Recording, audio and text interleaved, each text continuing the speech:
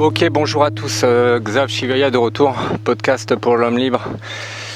Aujourd'hui je voulais aborder un sujet qui est la folie du monde en fait. Et donc je suis avec mon ami, mon frère, là, Jordan. Et c'est un sujet qui est important et en même temps... moi là je vais essayer de faire un max de podcasts en fait, type discussion, dialogue, parce que j'estime que c'est vraiment là où on peut prendre vraiment la teneur et puis l'essence de mes propos. Voilà. Jordan, vas-y, je te laisse te présenter. Je sais pas comment faire ça, je sais pas comment me présenter. Vas-y, tiens. Bon, il est timide.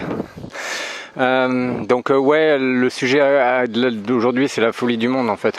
C'est exactement le sujet en fait dont je parlais ce matin avec Jean, qui est une personne déjà d'un certain âge et c'est important en fait que je relate un petit peu mon ressenti aujourd'hui.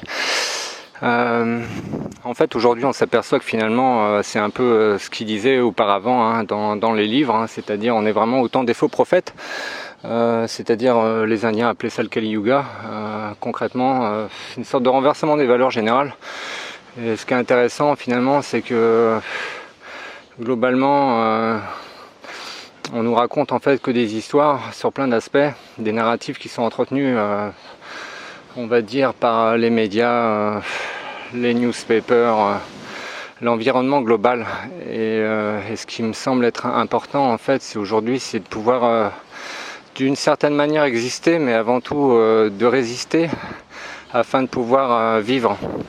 Et en fait, la survie dont beaucoup parlent, qui va être d'ordre matériel, économique, monétaire ou éventuellement alimentaire, je pense qu'elle commence déjà à l'intérieur de soi. Ça veut dire que ce qui est important finalement dans cette survie, c'est avant tout de vivre et de continuer à s'élever, alors que globalement on s'aperçoit que toutes ces énergies sont plutôt en fait lourdes, et que finalement en conservant vous-même l'axe du monde qui est en vous, l'axis mundi tel que ça a été défini, et bien foncièrement vous resterez droit dans vos bottes, vous resterez surtout impassible en fait aux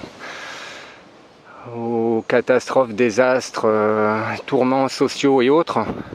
Et finalement, vous traverserez la tempête à l'image du capitaine qui guide son navire. Et foncièrement, ce qui vous permettra finalement de créer le monde à votre image. Et ça me paraît un élément fondamental aujourd'hui, de pouvoir créer son propre monde.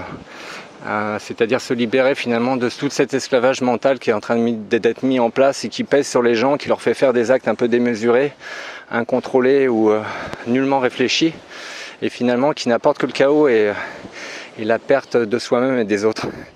Donc le but principal, il est de rester en vie, avec un grand V. Et c'est en ça où la survie, elle est absolument pas monétaire et alimentaire. En fait, la survie, elle commence à l'intérieur de vous. C'est à vous de porter la vie et de refléter finalement cet exemple-là dans tous vos actes, dans vos paroles et dans ce que vous êtes. Et croyez-moi, l'univers vous remerciera. Jordan, le mot de la fin, s'il te plaît. Est-ce que je peux dire bonne journée Voilà, bonne journée à tous. Bisous.